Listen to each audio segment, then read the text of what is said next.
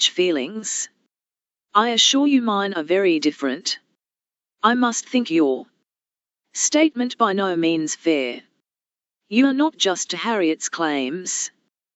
They would be estimated very differently by others as well as myself. Mr. Martin may be the richest of the two, but he is undoubtedly her inferior as to rank in society. The sphere in which she moves is much above his.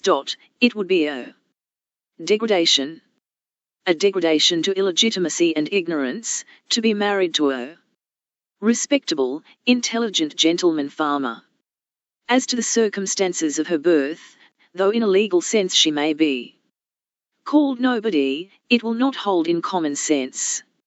She is not to pay for the offence of others, by being held below the level of those with whom she is brought up. There can scarcely be a doubt that her father is a gentleman, and a gentleman of fortune. Her allowance is very liberal, nothing has ever been grudged for her improvement or comfort. That she is a gentleman's daughter is indubitable to me, that she associates with gentlemen's daughters. No one, I apprehend, will deny. She is superior to Mr. Robert Martin. Whoever might be her parents, said Mr. Knightley, whoever may have had the charge of her, it does not appear to have been any part of their plan to introduce her into what you would call good society.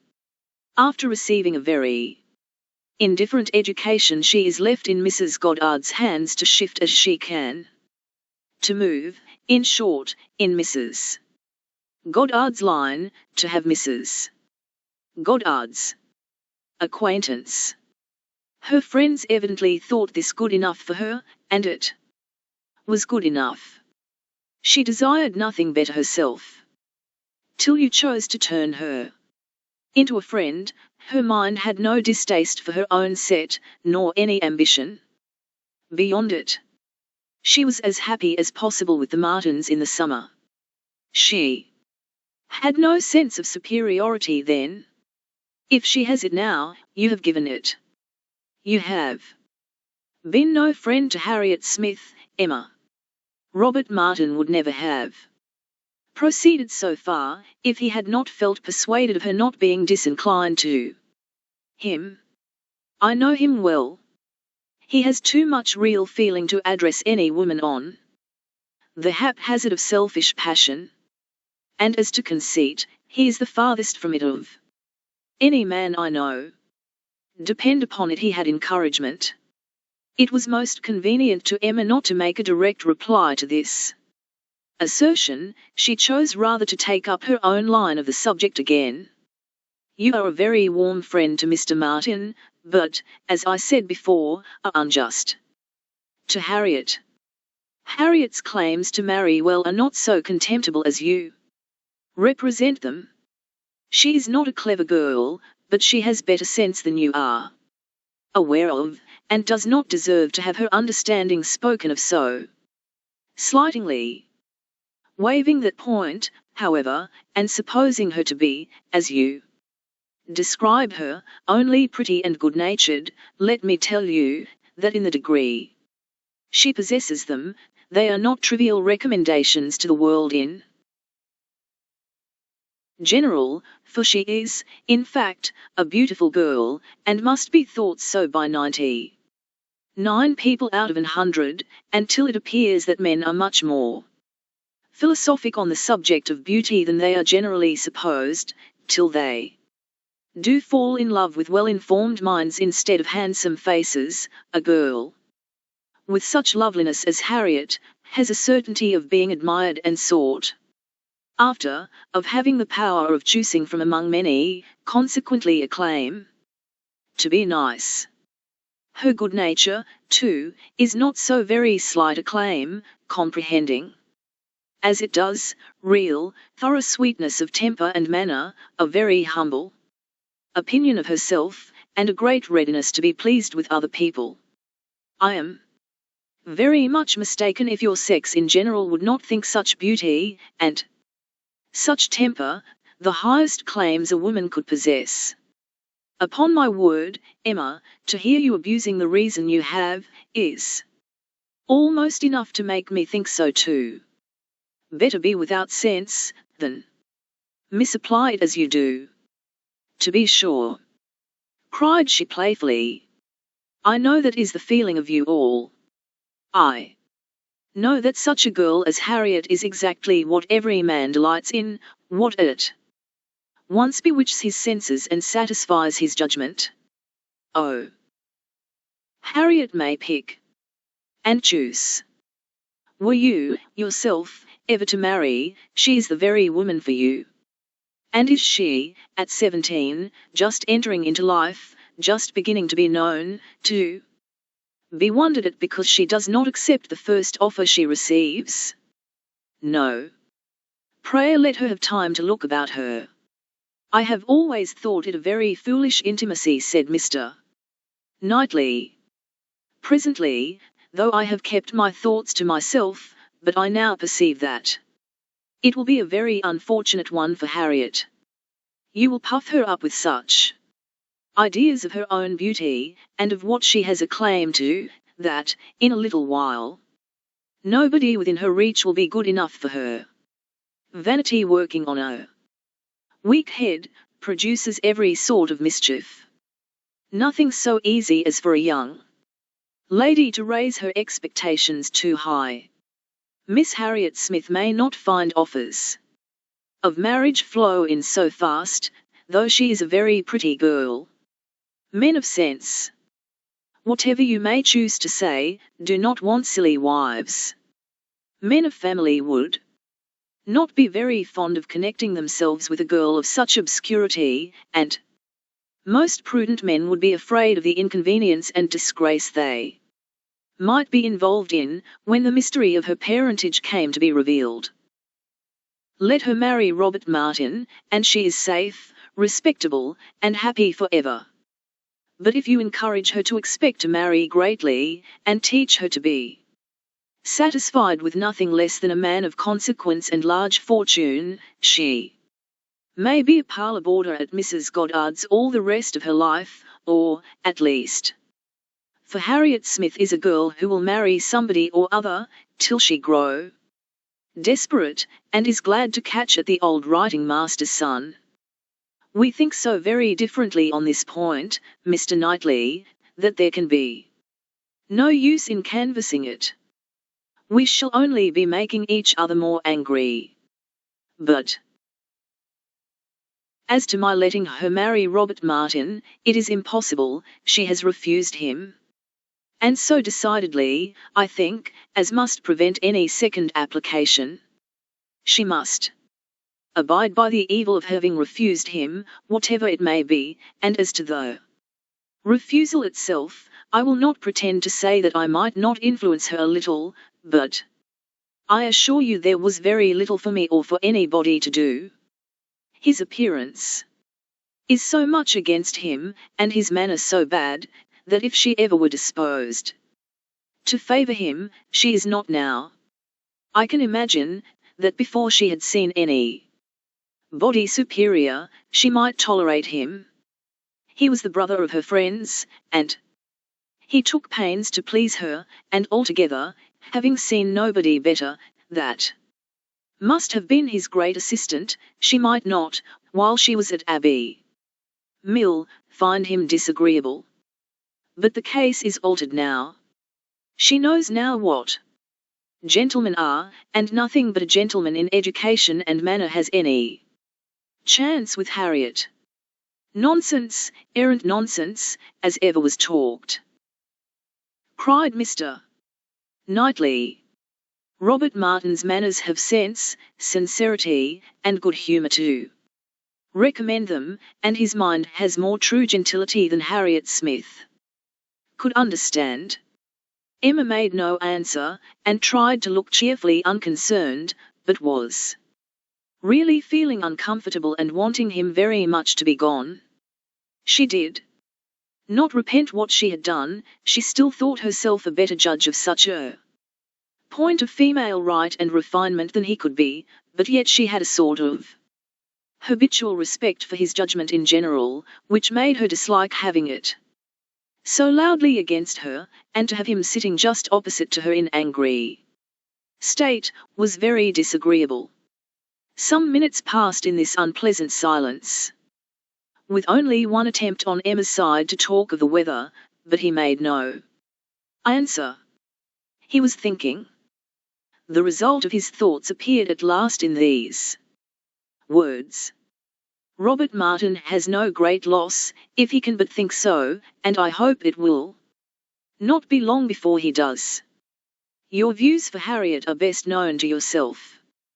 But as you make no secret of your love of matchmaking, it is fair to suppose that views, and plans, and projects you have, and as a friend I shall just hint to you that if Elton is the man, I think it will be all labour in vain."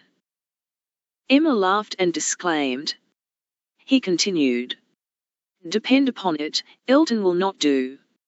Elton is a very good sort of man, and a very respectable vicar of Highbury, but not at all likely to make an imprudent match. He knows the value of a good income as well as anybody. Elton may talk sentimentally, but he will act rationally. He is as well acquainted with his own claims as you can be with Harriet's. He knows that he is a very handsome young man, and a great favourite wherever he goes, and from his general way of talking in unreserved moments, when there are only men present, I am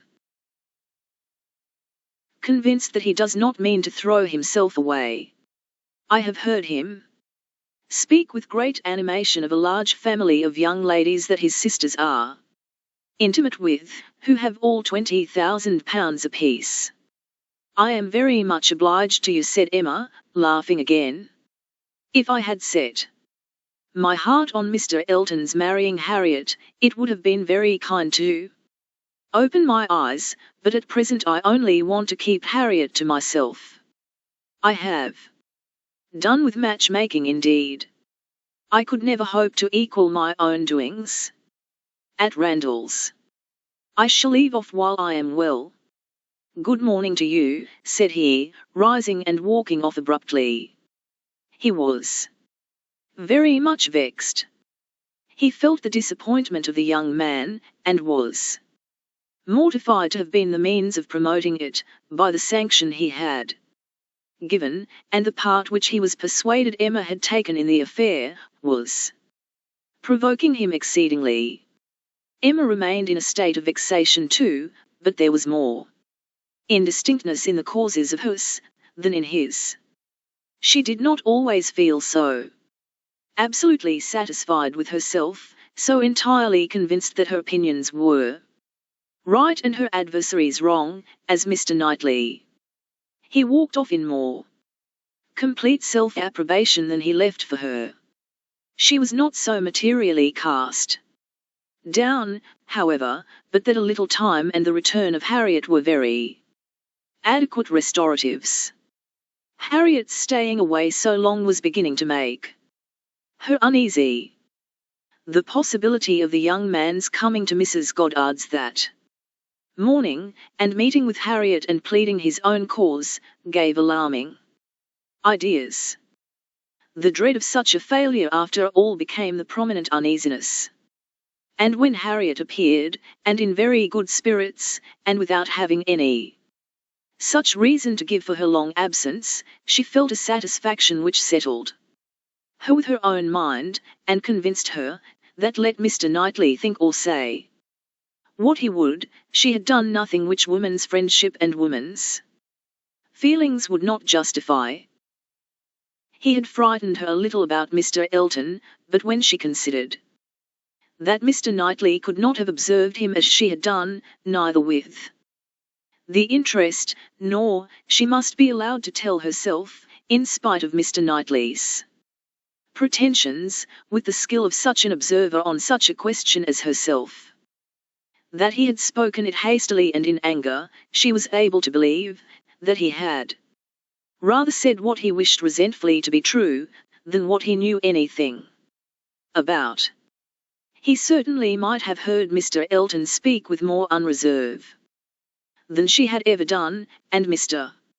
Elton might not be of an imprudent, inconsiderate disposition as to money matters. He might naturally be rather attentive than otherwise to them, but then, Mr. Knightley did not make due allowance for the influence of a strong passion at war with all interested motives. Mr. Knightley saw no such passion, and of course thought nothing of its effects, but she saw too much of it to feel a doubt of its overcoming any hesitations that a reasonable prudence might originally suggest, and more than a reasonable, becoming degree of prudence, she was very sure did not belong to Mr. Elton. Harriet's cheerful look and manner established hers. She came back, not to think of Mr. Martin, but to talk of Mr. Elton. Miss Nash had been telling her something, which she repeated immediately with great delight. Mr. Perry had been to Mrs. Goddard's to attend a sick child, and Miss Nash had seen him. And he had told Miss Nash that as he was coming back yesterday from Clayton Park, he had met Mr. Elton, and found to his great surprise that Mr. Elton was actually on his road to London, and not meaning to return till the morrow, though it was the whist club night, which he had been never known to miss before, and Mr. Perry had remonstrated with him about it, and told him how shabby it was in him, their best player, to absent himself, and tried very much to persuade him to put off his journey only one day, but it would not do. Mr. Elton had been determined to go on, and had said in a very particular way, indeed, that he was going on business which he would not put off for any inducement in the world, and something about a very enviable commission, and being the bearer of something exceedingly precious. Mr. Perry could not quite understand him, but he was very sure there must be a lady in the case. And he told him so, and Mr. Elton only looked very conscious and smiling, and rode off in great spirits. Miss Nash had told her all this, and had talked a great deal more about Mr. Elton, and said, looking so very significantly at her, that she did not pretend to understand what his business might be, but she only knew that any woman whom Mr. Elton could prefer, she should think the luckiest woman in the world, for, beyond a doubt, Mr. Elton had not his equal for beauty or agreeableness. Chapter 9. Mr. Knightley might quarrel with her, but Emma could not quarrel with herself.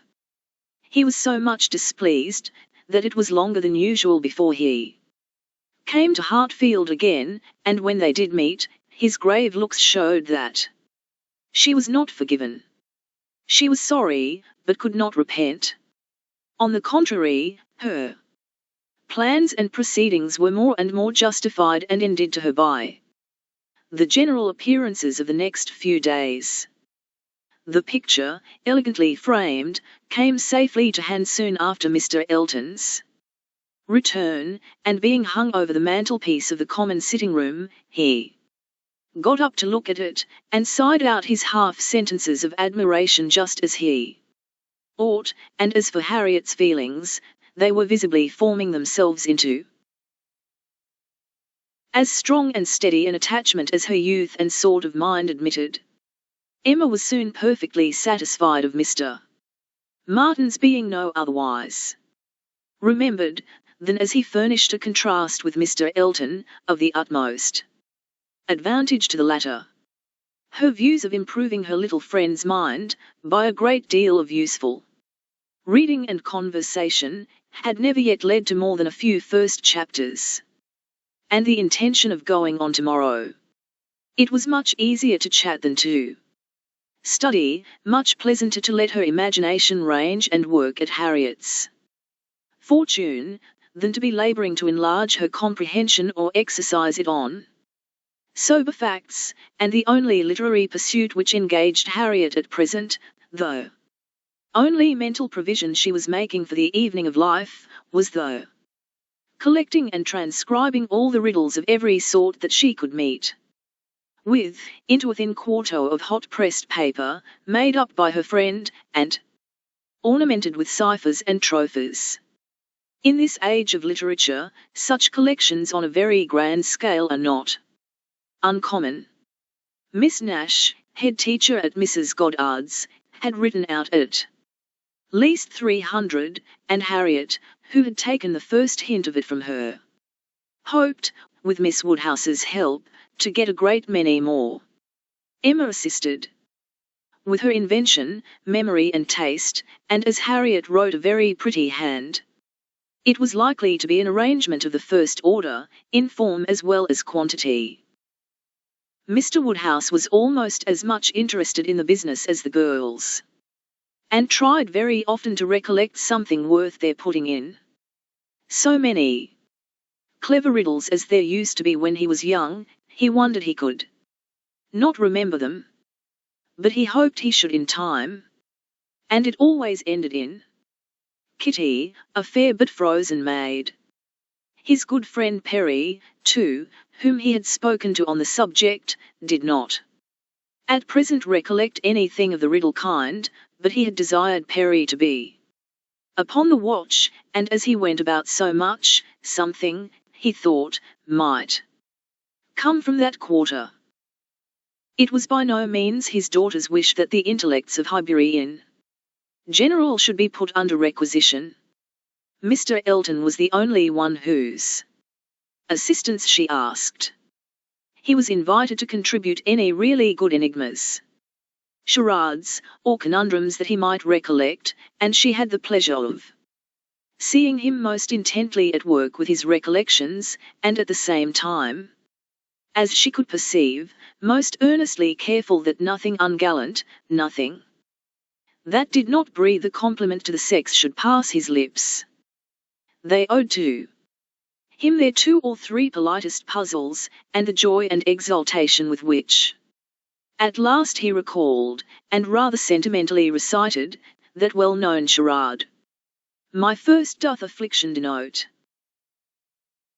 which my second is destined to feel, and my whole is the best antidote, that affliction to soften and heal." Made her quite sorry to acknowledge that they had transcribed it some pages ago already. "Why will not you write one yourself for us, Mr. Elton?" said she. "That is the only security for its freshness, and nothing could be easier to you." Oh no. He had never written, hardly ever, anything of the kind in his life. The stupidest fellow. He was afraid not even Miss Woodhouse, he stopped a moment, or Miss Smith could inspire him. The very next day, however, produced some proof of inspiration. He called for a few moments, just to leave a piece of paper on the table containing, as he said, a charade, which a friend of his had addressed to a young lady, the object of his admiration, but which, from his manner, Emma was immediately convinced must be his own. "I do not offer it for Miss Smith's collection," said he. "Being my friends, I have no right to expose it in any degree to the public eye, but perhaps you may not dislike looking at it." The speech was more to Emma than to Harriet, which Emma could understand. There was deep consciousness about him, and he found it easier to meet her eye than her friends. He was gone the next moment, after another moment's pause. "Take it," said Emma, smiling, and pushing the paper towards Harriet. "It is for you. Take your own." But Harriet was in a tremor, and could not touch it, and Emma, never loath to be first, was obliged to examine it herself. To Miss Charade. "My first displays the wealth and pomp of kings, lords of the earth, their luxury and ease. Another view of man, my second brings. Behold him there, the monarch of the seas. But united, what reverse we have. Man's boasted power and freedom, all are flown. Lord of the earth and sea, he bends a slave. And woman, lovely woman, reigns alone. Thy ready wit the word will soon supply. May its approval beam in that soft eye. She cast her eye over it, pondered, caught the meaning, read it through. Again to be quite certain, and quite mistress of the lines, and then passing it to Harriet, sat happily smiling, and saying to herself, while Harriet was puzzling over the paper in all the confusion of hope and dullness, "Very well, Mr. Elton. Very well indeed. I have read worse charades. Courtship, a very good hint. I give you credit for it. This is feeling your way. This is saying very plainly, pray, Miss Smith, give me leave to pay my addresses to you. Approve my charade and my intentions in the same glance. May its approval beam in that soft eye." Harriet exactly. Soft is the very word for her eye, of all epithets, though justest that could be given. Thy ready wit the word will soon supply. Humph, Harriet's ready wit. All the better. A man must be very much in love, indeed, to describe her so. Ah, Mr. Knightley, I wish you had the benefit of this. I think this would convince you. For once in your life you would be obliged to own yourself mistaken. An excellent charade indeed. And very much to the purpose. Things must come to a crisis soon now. She was obliged to break off from these very pleasant observations, which were otherwise of a sort to run into great length, by the eagerness of Harriet's wondering questions. What can it be, Miss Woodhouse? What can it be? I have not an idea, I cannot guess it in the least. What can it possibly be? Do try to find it out, Miss Woodhouse. Do help me. I never saw anything so hard. Is it kingdom? I wonder who the friend was, and who could be the young lady. Do you think it is a good one? Can it be woman? And woman, lovely woman, reigns alone. Can it be Neptune? Behold him there, the monarch of the seas. Or a trident? Or a mermaid? Or a shark? Oh, no. Shark is only one syllable. It must be very clever, or he would not have brought it. Oh, Miss Woodhouse, do you think we shall ever find it out? Mermaids and sharks. Nonsense. My dear Harriet, what are you thinking of? Where would be the use of his bringing us a charade made by a friend upon a mermaid or a shark? Give me the paper and listen. For read Miss Smith. My first displays the wealth and pomp of kings, lords of the earth, their luxury and ease. That is court. Another view of man, my second brings. Behold him there, the monarch of the seas. That is ship, plain as it can be. Now for the cream. But united, courtship, you know, what reverse we have. Man's boasted power and freedom, all are flown. Lord of the earth and sea, he bends a slave. And woman, lovely woman, reigns alone. A very proper compliment. And then follows the application, which I think, my dear Harriet, you cannot find much difficulty in comprehending. Read it in comfort to yourself. There can be no doubt of its being written for you and to you. Harriet could not long resist so delightful a persuasion. She read the concluding lines, and was all flutter and happiness. She could not speak. But she was not wanted to speak. It was enough for her to feel. Emma spoke for her.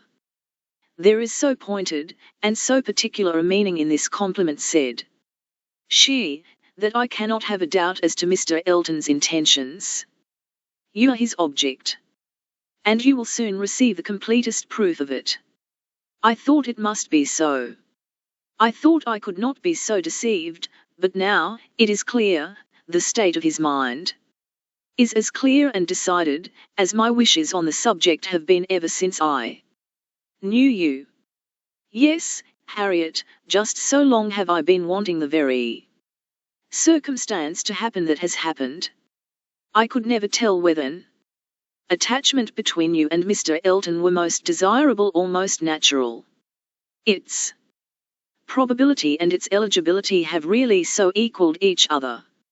I am very happy. I congratulate you, my dear Harriet, with all my heart. This is an attachment which a woman may well feel pride in creating. This is a connection which offers nothing but good. It will give you everything that you want: consideration, independence, a proper home. It will fix you in the center of all your real friends, close to Hartfield and to me, and confirm our intimacy forever. This, Harriet, is an alliance which can never raise a blush in either of us. Dear Miss Woodhouse. And dear Miss Woodhouse was all that Harriet, with many tender embraces, could articulate at first, but when they did arrive at something more like conversation, it was sufficiently clear to her friend that she saw, felt, anticipated, and remembered just as she ought. Mr. Elton's superiority had very ample acknowledgment.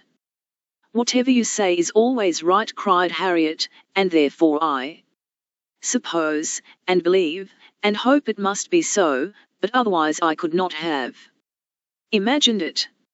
It is so much beyond anything I deserve. Mr. Elton, who might marry anybody. There cannot be two opinions about him. He is so very superior. Only think of those sweet verses, to Miss Dot. Dear me, how clever. Could it really be meant for me? I cannot make a question, or listen to a question about that. It is a certainty. Receive it on my judgment. It is a sort of prologue to the play, a motto to the chapter, and will be soon followed by matter-of-fact prose. It is a sort of thing which nobody could have expected. I am sure, a month ago, I had no more idea myself. The strangest things do take place. When Miss Smiths and Mr. Eltons get acquainted, they do indeed, and really it is strange, it is out of the common course that what is so evidently, so palpably desirable, what courts the pre-arrangement of other people, should so immediately shape itself into the proper form. You and Mr. Elton are by situation called together, you belong to one another by every circumstance of your respective homes. Your marrying will be equal to the match at Randall's. There does seem to be a something in the air of Hartfield which gives love exactly the right direction, and sends it into the very channel where it ought to flow. The course of true love never did run smooth. A Hartfield edition of Shakespeare would have a long note on that passage. That Mr. Elton should really be in love with me, of all people, who did not know him, to speak to him, at Michaelmas. And he, the very handsomest man that ever was, and a man that everybody looks up to, quite like Mr. Knightley. His company so sought after, that everybody says he need not eat a single meal by himself if he does not choose it, that he has more invitations than there are days in the week. And so excellent in the church. Miss Nash has put down all the texts he has ever preached from since he came to Highbury. Dear me! When I look back to the first time I saw him, how Little did I think. The two abbots and I ran into the front room and peeped through the blind when we heard he was going by, and Miss Nash came and scolded us away, and stayed to look through herself. However, she called me back presently, and let me look too, which was very good-natured. And how beautiful we thought he looked! He was arm in arm with Mr. Cole. This is an alliance which, whoever, whatever your friends may be, must be agreeable to them, provided at least they have common sense, and we are not to be addressing our conduct to fools.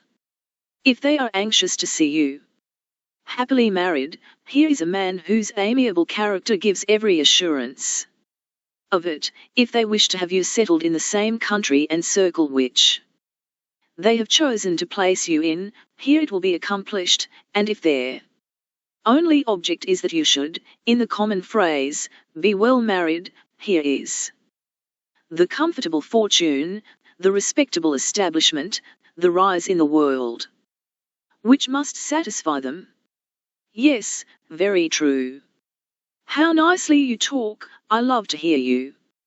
You understand everything. You and Mr. Elton are one as clever as the other. This charade. If I had studied a 12-month, I could never have made anything like it. I thought he meant to try his skill, by his manner of declining it yesterday. I do think it is, without exception, the best charade I ever read. I never read one more to the purpose, certainly. It is as long again as almost all we have had before. I do not consider its length as particularly in its favour. Such things in general cannot be too short. Harriet was too intent on the lines to hear. The most satisfactory comparisons were rising in her mind. It is one thing, said she, presently, her cheeks in a glow, to have very good sense in a common way, like everybody else, and if there is anything to say, to sit down and write a letter, and say just what you must, in a short way. And another, to write verses and charades like this. Emma could not have desired a more spirited rejection of Mr. Martin's prose. Such sweet lines, continued Harriet, these two last. But how shall I ever be able to return the paper, or say I have found it out? Oh, Miss Woodhouse, what can we do about that? Leave it to me. You do nothing. He will be here this evening, I dare say. And then I will give it him back, and some nonsense or other will pass between us, and you shall not be committed.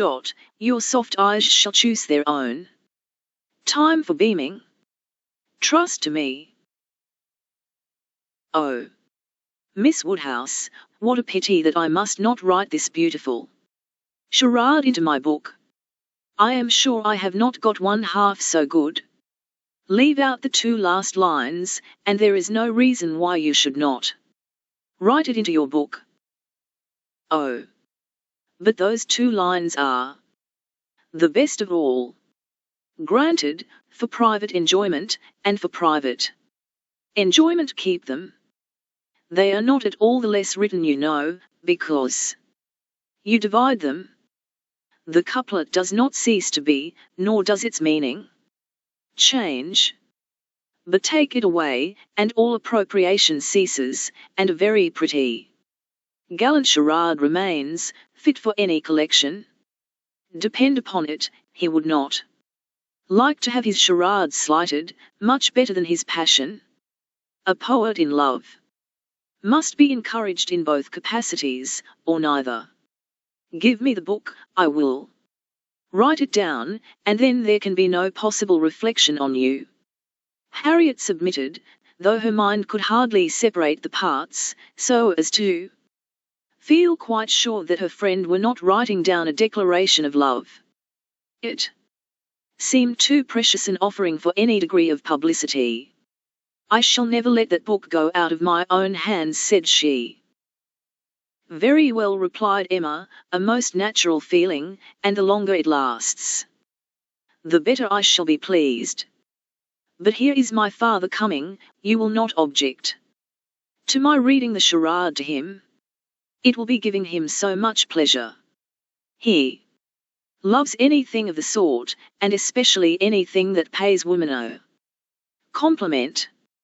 He has the tenderest spirit of gallantry towards us all. You must let me read it to him. Harriet looked grave. My dear Harriet, you must not refine too much upon this charade. You will betray your feelings improperly, if you are too conscious and too quick, and appear to affix more meaning, or even quite all the meaning which may be affixed to it. Do not be overpowered by such a little tribute of admiration. If he had been anxious for secrecy, he would not have left the paper while I was by. But he rather pushed it towards me than towards you. Do not let us be too solemn on the business. He has encouragement enough to proceed, without our sighing out our souls over this charade. Oh, no, I hope I shall not be ridiculous about it. Do as you please. Mr. Woodhouse came in, and very soon led to the subject again, by the recurrence of his very frequent inquiry of, well, my dears, how does your book go on? Have you got anything fresh? Yes, Papa, we have something to read you, something quite fresh. A piece of paper was found on the table this morning, dropped, we suppose, by a fairy, containing a very pretty charade, and we have just copied it in. She read it to him, just as he liked to have anything read, slowly and distinctly, and 2 or 3 times over, with explanations of every part as she proceeded, and he was very much pleased, and, as she had foreseen, especially struck with the complimentary conclusion. Aye, that's very just, indeed, that's very properly said. Very true. Woman. Lovely woman. It is such a pretty charade, my dear, that I can easily guess what fairy brought it. Nobody could have written so prettily, but you, Emma. Emma only nodded, and smiled. After a little thinking, and a very tender sigh, he added, Ah, it is no difficulty to see who you take after. Your dear mother was so clever at all those things. If I had but her memory. But I can remember nothing, not even that particular riddle which you have heard me mention. I can only recollect the first stanza, and there are several. Kitty, a fair but frozen maid, kindled a flame I yet deplore. The hoodwinked boy I call to aid, though of his near approach afraid. So fatal to my suit before. And that is all that I can recollect of it, but it is very clever all the way through. But I think, my dear, you said you had got it. Yes, Papa, it is written out in our 2nd page. We copied it from the elegant extracts.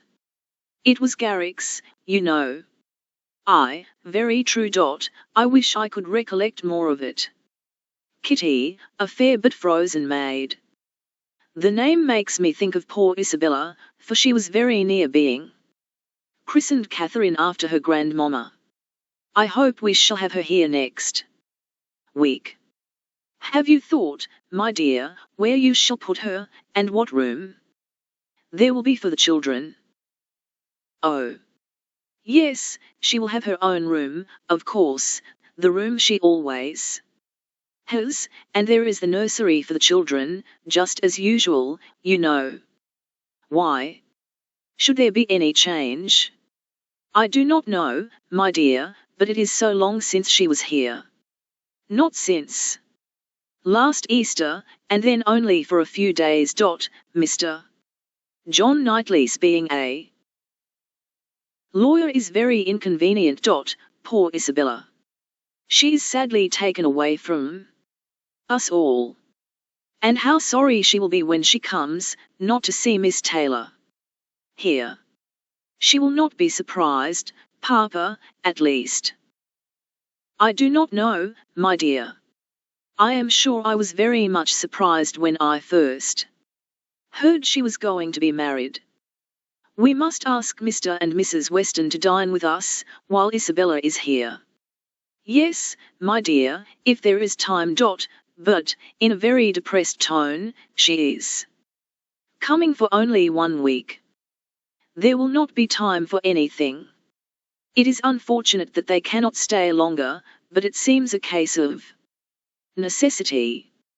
Mr. John Knightley must be in town again on the 28th, and we ought to be thankful, Papa, that we are to have the whole of the time they can give to the country, that 2 or 3 days are not to be taken out for the Abbey. Mr. Knightley promises to give up his claim this Christmas, though you know it is longer since they were with him than with us. It would be very hard, indeed, my dear, if poor Isabella were to be anywhere but at Hartfield. Mr. Woodhouse could never allow for Mr. Knightley's claims on his brother, or anybody's claims on Isabella, except his own. He sat musing a little while, and then said, "But I do not see why poor Isabella should be obliged to go back so soon. Though he does. I think, Emma, I shall try and persuade her to stay longer with us. She and the children might stay very well." "Ah, Papa, that is what you never have been able to accomplish, and I do not think you ever will. Isabella cannot bear to stay behind her husband." This was too true for contradiction. Unwelcome as it was, Mr. Woodhouse could only give a submissive sigh, and as Emma saw his spirits affected by the idea of his daughter's attachment to her husband, she immediately led to such a branch of the subject as must raise them. "Harriet must give us as much of her company as she can while my brother and sister are here. I am sure she will be pleased with the children. We are very proud of the children, are not we, Papa? I wonder which she will think the handsomest, Henry or John? I wonder which she will. Poor little dears, how glad they will be to come. They are very fond of being at Hartfield, Harriet." "I dare say they are, sir. I am sure I do not know who is not. Henry is a fine boy, but John is very like his mamma. Henry is the eldest, he was named after me, not after his father. John, the second, is named after his father. Some people are surprised, I believe, that the eldest was not, but Isabella would have him called Henry, which I thought very pretty of her. And he is a very clever boy, indeed. They are all remarkably clever, and they have so many pretty ways. They will come and stand by my chair, and say, 'Grandpapa, can you give me a bit of string?' And once Henry asked me for a knife, but I told him knives were only made for grandpapas. I think their father is too rough with them very often."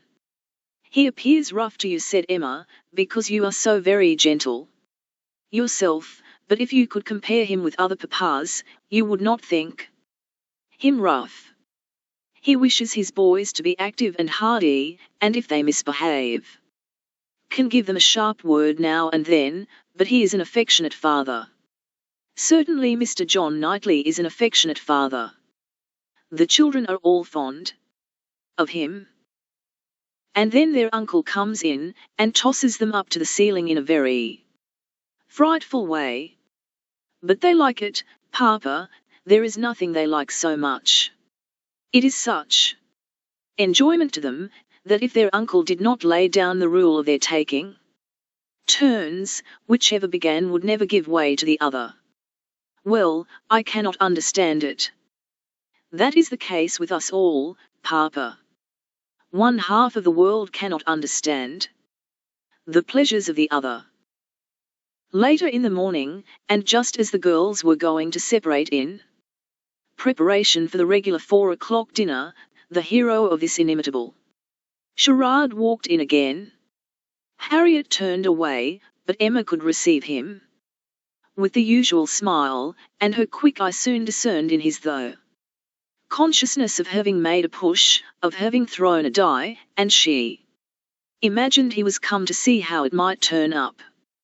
His ostensible reason, however, was to ask whether Mr. Woodhouse's party could be made up in the evening without him, or whether he should be in the smallest degree necessary at Hartfield.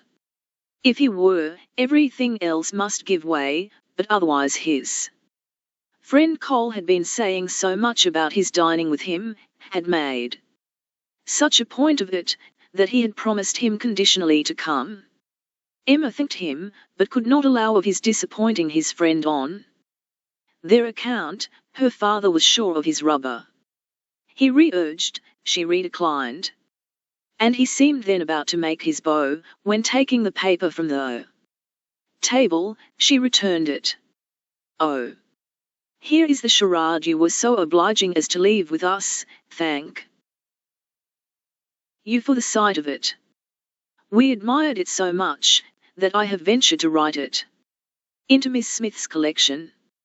Your friend will not take it amiss, I hope.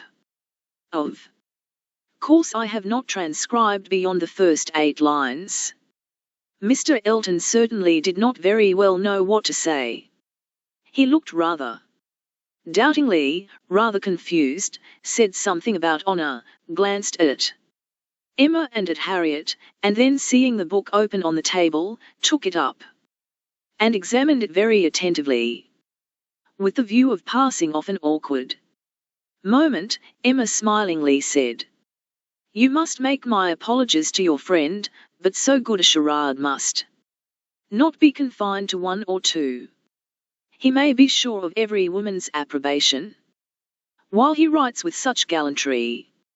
"I have no hesitation in saying," replied Mr. Elton, though hesitating a good deal while he spoke, "I have no hesitation in saying, at least if my friend feels at all as I do, I have not the smallest doubt that, could he see his little effusion on it as I see it, looking at the book again, and replacing it on the table, he would consider it as the proudest moment of his life."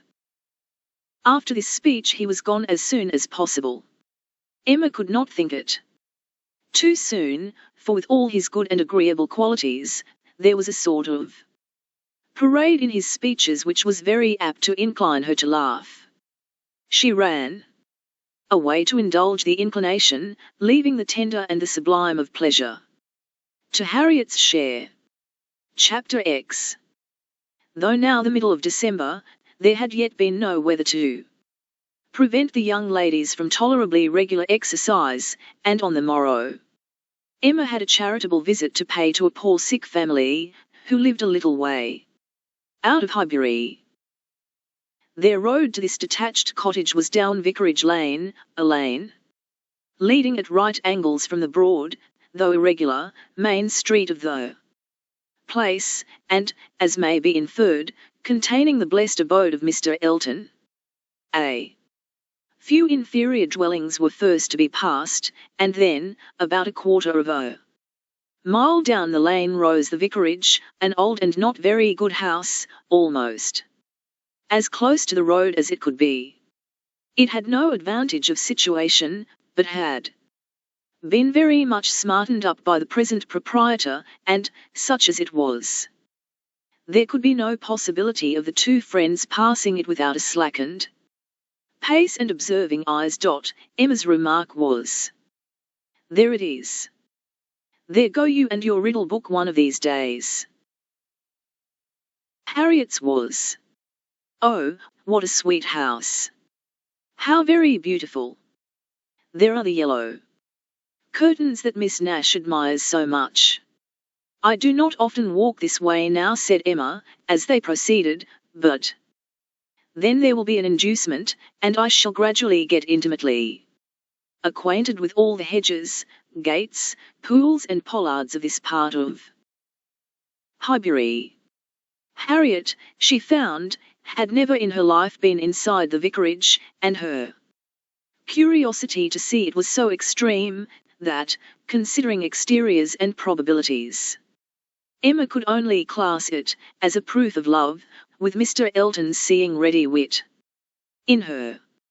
"I wish we could contrive it," said she, "but I cannot think of any tolerable pretence for going in. No servant that I want to inquire about of his housekeeper, no message from my father." She pondered, but could think of nothing. After a mutual silence of some minutes, Harriet thus began again. "I do so wonder, Miss Woodhouse, that you should not be married, or going to be married. So charming as you are." Emma laughed, and replied, "My being charming, Harriet, is not quite enough to induce me to marry. I must find other people charming, one other person at least. And I am not only not going to be married, at present, but have very little intention of ever marrying at all." "Ah, so you say, but I cannot believe it. I must see somebody very superior to any one I have seen yet, to be tempted. Mr. Elton, you know, recollecting herself, is out of the question. And I do not wish to see any such person. I would rather not be tempted. I cannot really change for the better. If I were to marry, I must expect to repent it. Dear me! It is so odd to hear a woman talk so. I have none of the usual inducements of women to marry. Were I to fall in love, indeed, it would be a different thing. But I never have been in love. It is not my way, or my nature, and I do not think I ever shall. And, without love, I am sure I should be a fool to change such a situation as mine. Fortune I do not want, employment I do not want, consequence I do not want. I believe few married women are half as much mistress of their husband's house as I am of Hartfield, and never, never could I expect to be so truly beloved and important, so always first and always right in any man's eyes as I am in my father's. But then, to be an old maid at last, like Miss Bates. That is as formidable an image as you could present, Harriet, and if I thought I should ever be like Miss Bates. So silly, so satisfied, so smiling, so prosing, so undistinguishing and unfastidious, and so apt to tell every thing relative to everybody about me, I would marry tomorrow. But between us, I am convinced there never can be any likeness, except in being unmarried. But still, you will be an old maid. And that's so dreadful.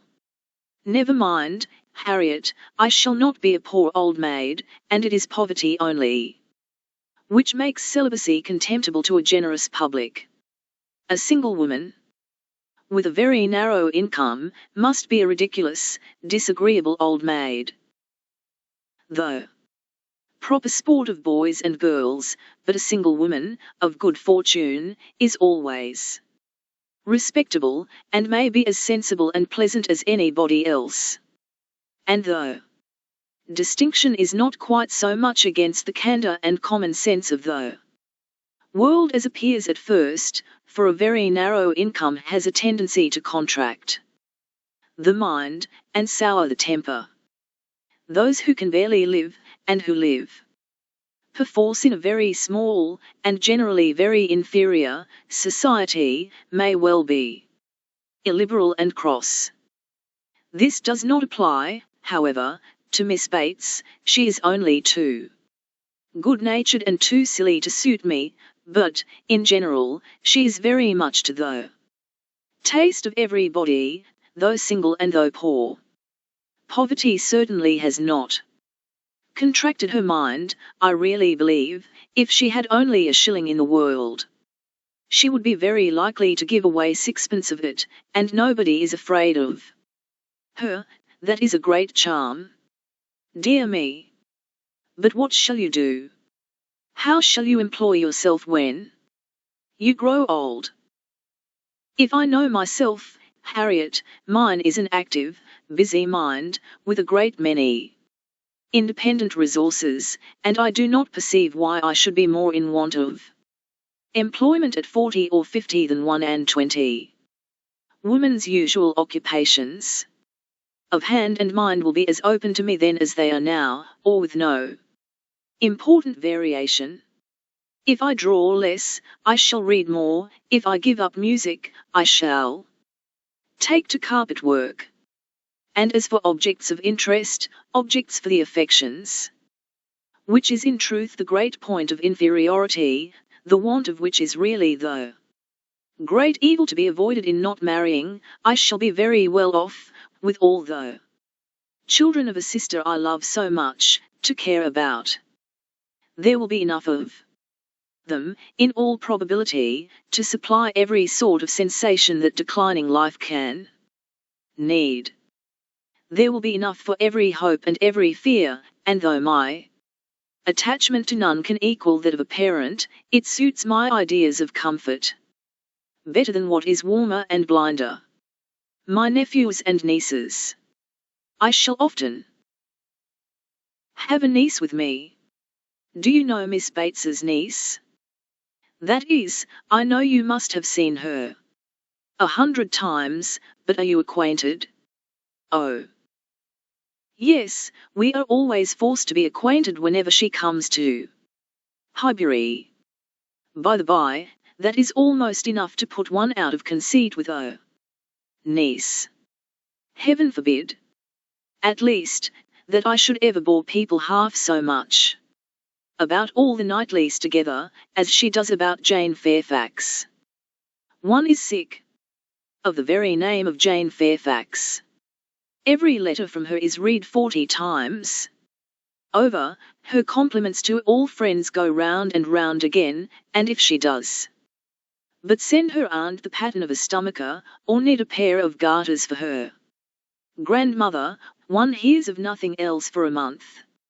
I wish Jane Fairfax very well, but she tires me to death. They were now approaching the cottage, and all idle topics were superseded. Emma was very compassionate, and the distresses of the poor were as sure of relief from her personal attention and kindness, her counsel, and her patience, as from her purse. She understood their ways, could allow for their ignorance and their temptations, had no romantic expectations of extraordinary virtue from those for whom education had done so little, entered into their troubles with ready sympathy, and always gave her assistance with as much intelligence as goodwill. In the present instance, it was sickness and poverty together which she came to visit, and after remaining there as long as she could give comfort or advice, she quitted the cottage with such an impression of the scene as made her say to Harriet, as they walked away, "These are the sights, Harriet, to do one good. How trifling they make everything else appear. I feel now as if I could think of nothing but these poor creatures all the rest of the day, and yet, who can say how soon it may all vanish from my mind?" "Very true," said Harriet. "Poor creatures. One can think of nothing else. And really, I do not think the impression will soon be over," said Emma, as she crossed the low hedge and tottering footstep which ended the narrow, slippery path through the cottage garden, and brought them into the lane again. "I do not think it will stopping to look once more at all the outward wretchedness of the place, and recall the still greater within." "Oh, dear, no," said her companion. They walked on. The lane made a slight bend, and when that bend was past, Mr. Elton was immediately in sight, and so near as to give Emma time only to say, "Father. Ah, Harriet, here comes a very sudden trial of our stability in good thoughts." Well, smiling, I hope it may be allowed that if compassion has produced exertion and relief to the sufferers, it has done all that is truly important. If we feel for the wretched, enough to do all we can for them, the rest is empty sympathy, only distressing to ourselves. Harriet could just answer, "Oh, dear, yes," before the gentleman joined them.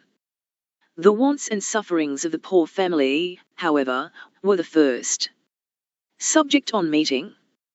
He had been going to call on them. His visit he would now defer, but they had a very interesting parley about what could be done and should be done. Mr. Elton then turned back to accompany them.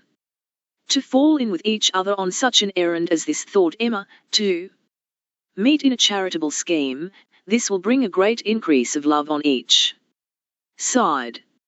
I should not wonder if it were to bring on the declaration.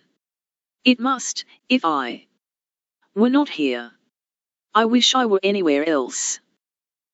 Anxious to separate herself from them as far as she could, she soon afterwards took possession of a narrow footpath, a little raised on one side of the lane, leaving them together in the main road.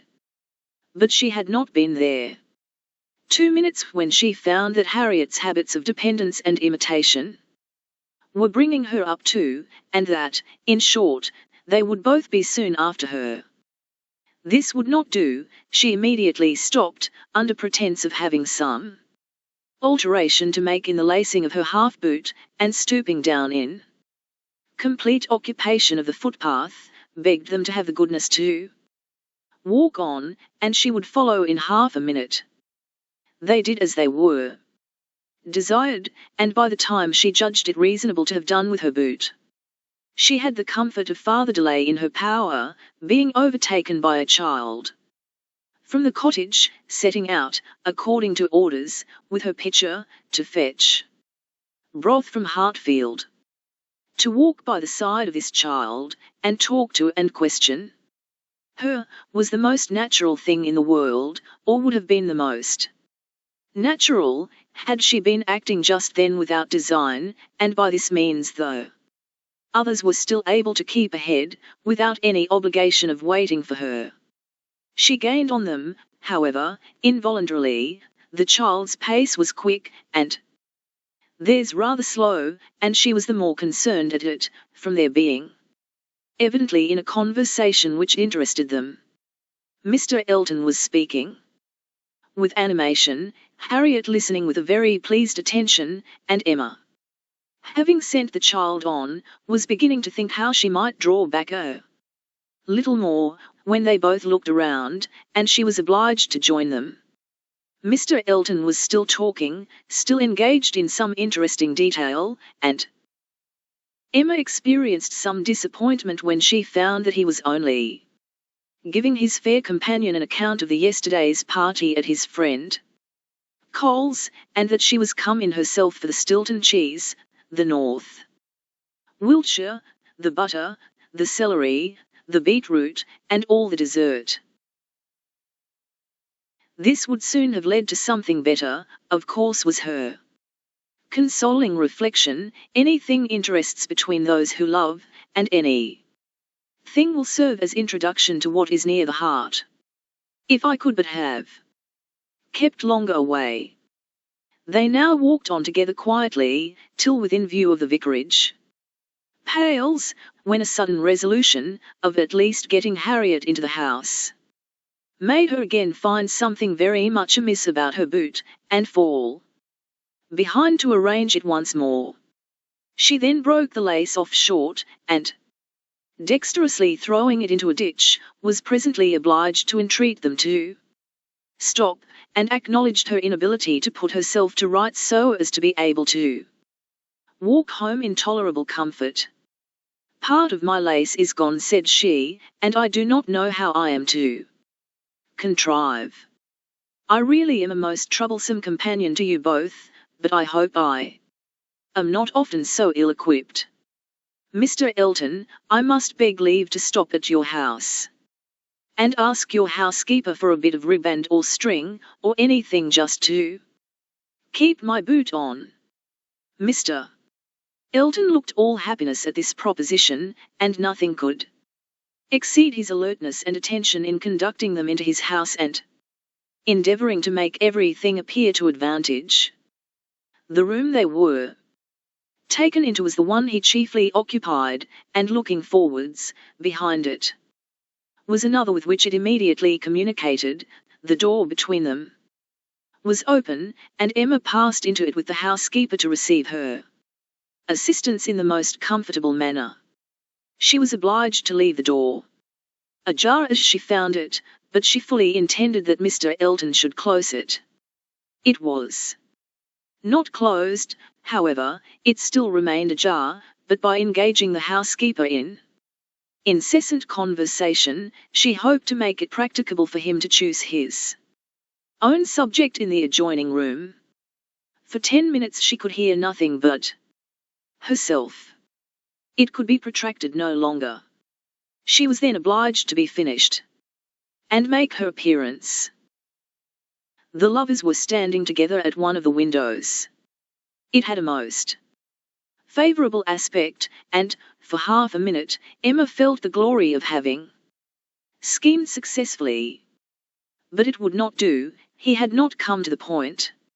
He had been most agreeable, most delightful. He had told Harriet that he had seen them go by, and had purposely followed them. Other little gallantries and allusions had been dropped, but nothing serious.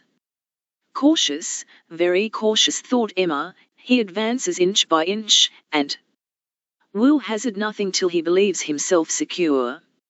Still, however, though everything had not been accomplished by her ingenious device, she could not but flatter herself that it had been the occasion of much present enjoyment to both, and must be leading them forward to the great event. Chapter 11. Mr. Elton must now be left to himself. It was no longer in Emma's power to superintend his happiness or quicken his measures. The coming of her sister's family was so very near at hand, that first in anticipation, and then in reality, it became henceforth her prime object of interest, and during the 10 days of their stay at Hartfield it was not to be expected, she did not herself expect, that anything beyond occasional, fortuitous assistance could be afforded by her to the lovers. They might advance rapidly if they would. However, they must advance somehow or other, whether they would or no. She hardly wished to have more leisure for them. There are people who the more you do for them, the less they will do for themselves.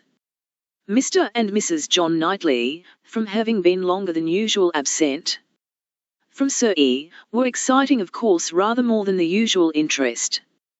Till this year, every long vacation since their marriage had been divided between Hartfield and Donwell Abbey, but all the holidays of this autumn had been given to sea bathing for the children, and it was therefore many months since they had been seen in a regular way by their Sir E connections, or seen at all by Mr. Woodhouse, who could not be induced to get so far as London, even for poor Isabella's sake, and who consequently was now most nervously and apprehensively happy in forestalling this too short visit.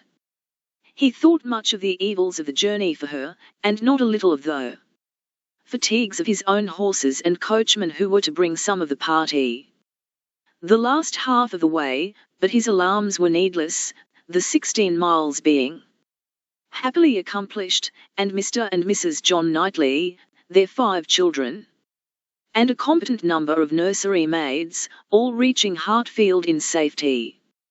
The bustle and joy of such an arrival, the many to be talked to, welcomed, encouraged, and variously dispersed and disposed of, produced a noise and confusion which his nerves could not have borne under any other cause, nor have endured much longer even for this, but the ways of Hartfield and the feelings of her father were so respected by Mrs. John Knightley, that in spite of maternal solicitude for the immediate enjoyment of her little ones, and for their having instantly all the liberty and attendance, all the eating and drinking, and sleeping and playing, which they could possibly wish for, without the smallest delay, the children were never allowed to be long a disturbance to him, either in themselves or in any restless attendance on them. Mrs. John Knightley was a pretty, elegant little woman, of gentle, quiet manners, and a disposition remarkably amiable and affectionate, wrapped up in her family, a devoted wife, a doting mother, and so tenderly attached to her father and sister that, but for these higher ties, a warmer love might have seemed impossible. She could never see a fault in any of them.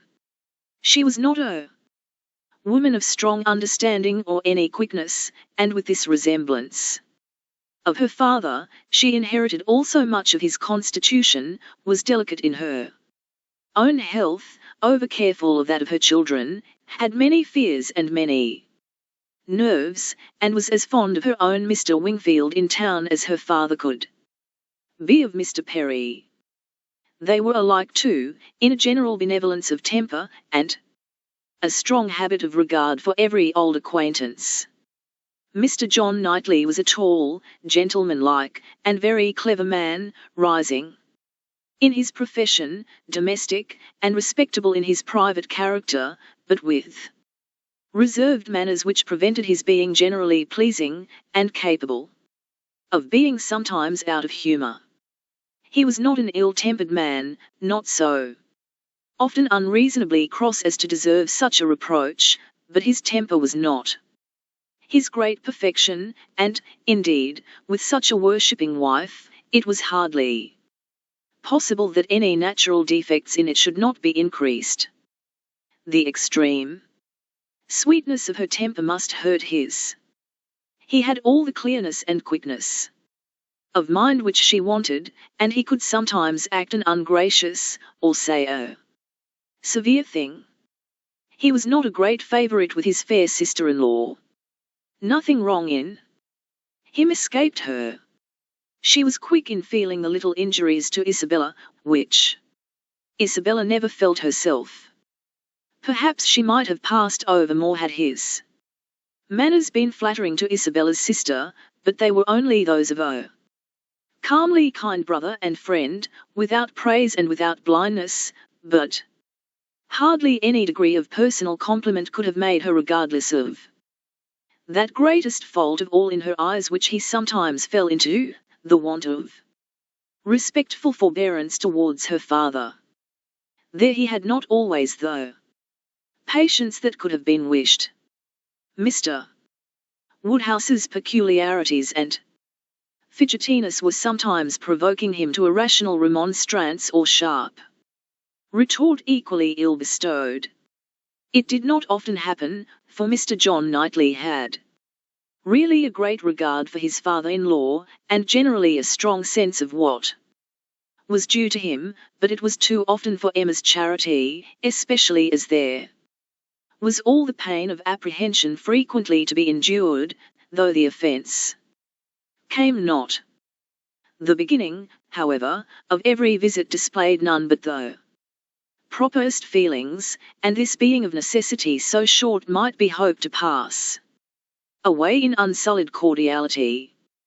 They had not been long seated and composed when Mr. Woodhouse, with a melancholy shake of the head and a sigh, called his daughter's attention to the sad change at Hartfield since she had been there last. "Ah, my dear," said he, "poor Miss Taylor, it is a grievous business."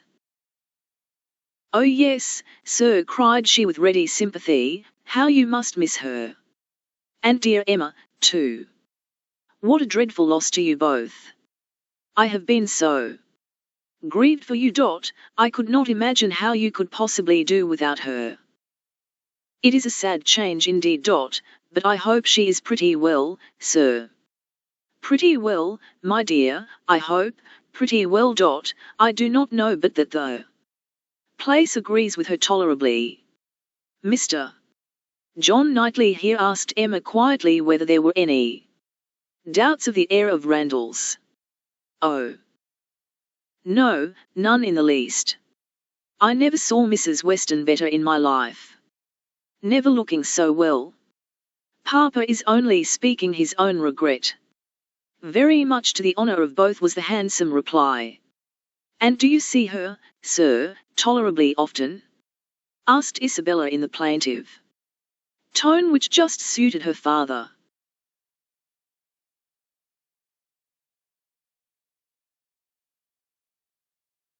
Mr. Woodhouse hesitated. Not near so often, my dear, as I could wish. Oh, Papa, we have missed seeing them but one entire day since they married. Either in the morning or evening of every day, excepting one, have we seen either Mr. Weston or Mrs. Weston, and generally both, either at Randalls or here, and as you may suppose, Isabella, most frequently here. They are very, very kind in their visits.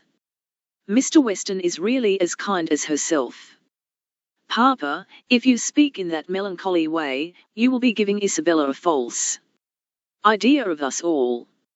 Everybody must be aware that Miss Taylor must be missed, but everybody ought also to be assured that Mr. and Mrs. Weston do really prevent our missing her by any means to the extent we ourselves anticipated. Which is the exact truth. Just as it should be said, Mr. John Knightley, and just as I hoped it was. From your letters, her wish of showing you attention could not be doubted. And his being a disengaged and social man makes it all easy. I have been always telling you, my love, that I had no idea of the change being so very material to Hartfield as you apprehended, and now you have Emma's account. I hope you will be satisfied. Why, to be sure, said Mr. Woodhouse, yes, certainly, I cannot deny that Mrs. Weston, poor Mrs. Weston, does come and see us pretty often, but then, she is always obliged to go away again. It would be very hard upon Mr. Weston if she did not, Papa. You quite forget poor Mr. Weston. I think, indeed, said John Knightley pleasantly, that Mr. Weston has some little claim. You and I, Emma, will venture to take the part of the poor husband. I, being a husband, and you not being a wife, the claims of the man may very likely strike us with equal force. As for Isabella, she has been married long enough to see the convenience of putting all the Mr. Westons aside as much as she can. Me, my love, cried his wife, hearing and understanding only in part. Are you talking about me? I am sure nobody ought to be, or can be, a greater advocate for matrimony than I am, and if it had not been for the misery of her leaving Hartfield, I should never have thought of Miss Taylor but as though most fortunate woman in the world, and as to slighting Mr. Weston, that excellent Mr. Weston, I think there is nothing he does not deserve. I believe he is one of the very best-tempered men that ever existed.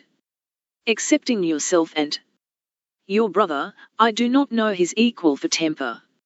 I shall never forget his flying Henry's kite for him that very windy day last Easter, and ever since his particular kindness last September 12th in writing that note, at 12 o'clock at night, on purpose to assure me that there was no scarlet fever at Cobham. I have been convinced there could not be a more feeling heart nor a better man in existence. If anybody can deserve him, it must be Miss Taylor. Where is the young man? Said John Knightley. Has he been here on this occasion, or has he not? He has not been here yet, replied Emma. There was a strong expectation of his coming soon after the marriage, but it ended in nothing, and I have not heard him mentioned lately. But you should tell them of the letter, my dear, said her father. He wrote a letter to poor Mrs. Weston, to congratulate her, and a very proper, handsome letter it was. She showed it to me. I thought it very well done of him indeed. Whether it was his own idea, one cannot tell. He is but young, and his uncle, perhaps. My dear papa, he is 23. You forget how time passes. 23. Is he indeed? Well, I could not have thought it. And he was but 2 years old when he lost his poor mother. Well, time does fly indeed.